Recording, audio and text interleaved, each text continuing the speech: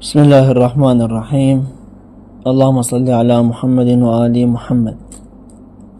أشرنا في السابق إلى هذا الكتاب وهو مسائل في العقيدة لأصحاب الفضيلة لهؤلاء الستة. أشرنا في السابق أن هذا الكتاب له إيجابيات وله سلبيات. أيضا في هذا الكتاب فتاوى بالعشرات هي طامة للمسلمين، فيها أمور تكفير وغيرها. يعني طبعا أول فتوى عندنا وهو، شوفوا أخواني هذه الفتوى، رقم الفتوى 357: هل يجوز الأكل من ذبائح بعض الفرق كالجعفرية علما بأنهم يدعون عليا، يعني التوسل، والحسن والحسين وسائر ساداتهم في الشدة والرخاء؟ الجواب: الحمد لله والصلاة والسلام على رسول صحبه المنتجبين طبعا.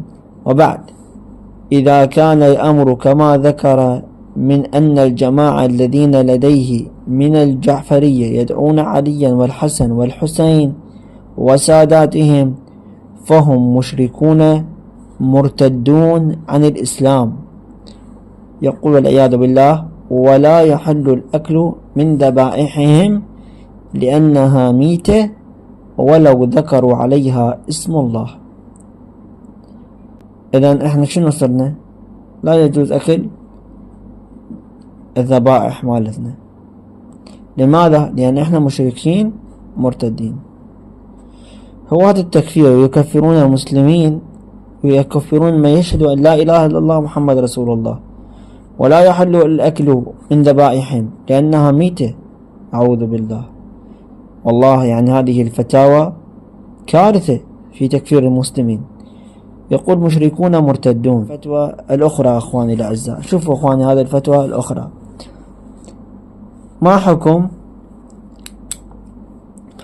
ما حكم أوامر روافض الإمامية الاثنى عشرية؟ وهل هناك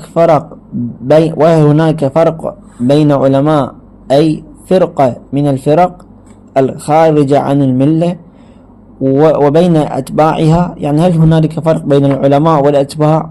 لا، حيث التكفير أو التفسيق للعلماء أو للأتباع.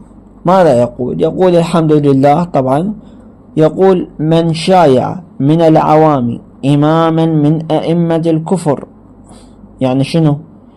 يعني علماء الشيعة، وانتصر لساداتهم وكبرائهم. احنا هنا قلنا من السادة والكبراء؟ الحسن والحسين عليهم السلام وعلي.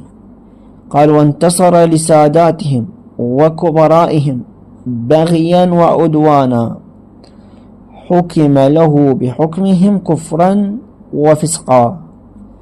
يعني مو بس الإمام علي والحسن والحسين كفار، لا، حتى أتباعهم اللي هم العلماء وأتباعهم هؤلاء كفار كما قال هو. طبعا هذا الفتوى يقول كالجعفرية أن بأنهم يدعون علي والحسن والحسين، قال يدعون علي والحسن والحسين وساداتهم، يعني هذول السادة وهؤلاء العلماء وهؤلاء الأتباع. قال: حكم له بحكمهم كفرا وفسقا، يعني ثلاثتهم كفار. ثم يقول، يذكر الآية والآيات في هذا المعنى كثيرة، وكذلك السنة، ولأن النبي قاتل رؤساء المشركين، يعني العلماء والأئمة عليهم السلام وأتباعهم، وكذلك فعل أصحابه، ولم يفرقوا بين السادة والأتباع. إذن علماء الشيعة وأتباعهم كفار. بعد شنو أخواني؟ لا، مو بس هاي، حتى الأئمة عليهم السلام كفار، علي والحسن والحسين كما يقول هذا، يقول ساداتهم وانتصر لساداتهم، وهنا أيضا وساداتهم. هذا الفتوى الثانية في التكفير. ننتقل إلى الفتوى الثالثة أخواني. الفتوى الثالثة وهي الأخيرة أخواني من هذا الكتاب اللي فيه طامات، يعني فيه عشرات الفتاوى كفر حقيقة، تكفير المسلمين. أين الرقابة على هذه الكتب؟ حقيقة لا أعلم. قال سؤال 300: اختلف أهل العلم في القبوريين الذين يعتقدون في الموتى ويطلبون منهم، فهل هم كفار أصليون أم مرتدون؟ قال هم مرتدون عن الإسلام. هاي مباشرة هم مرتدون عن الإسلام مثل شربة الماء إذا أقيمت عليهم الحجة، وإلا فهم معذورون. طبعا بالفتوى اللي قرأناها قبل قليل ماكو معذورون.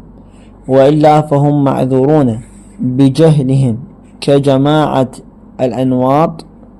أما من انتسب إلى الإسلام ثم بدت منه أفعال وأقيمت عليه الحجة فهو مرتد.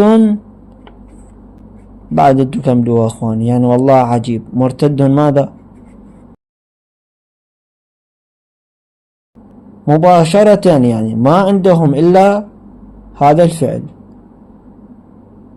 لا حول ولا قوة إلا بالله. أعوذ بالله من هذه الفتاوى التي تكفر المسلمين بجهل هؤلاء الوهابية جهلاء، ومباشرة عندهم تكفير المسلم مثل شربة الماء ببساطة. مجرد أنه توسل بأهل البيت أو بأحد الصالحين مباشرة يعطيه تكفير. هذا الكتاب أخواني الأعزاء مثل ما قلنا فيه عشرات الفتاوى الطامة في هذا الكتاب. لمن أراد أن يراجع هذا الكتاب أو يقتنيه أو يشتريه عليه بقراءة هذه الفتاوى ليتأكد بأن نقلي من هذا الكتاب كان نقلا دقيقا. هذا وآخر دعوانا الحمد لله رب العالمين.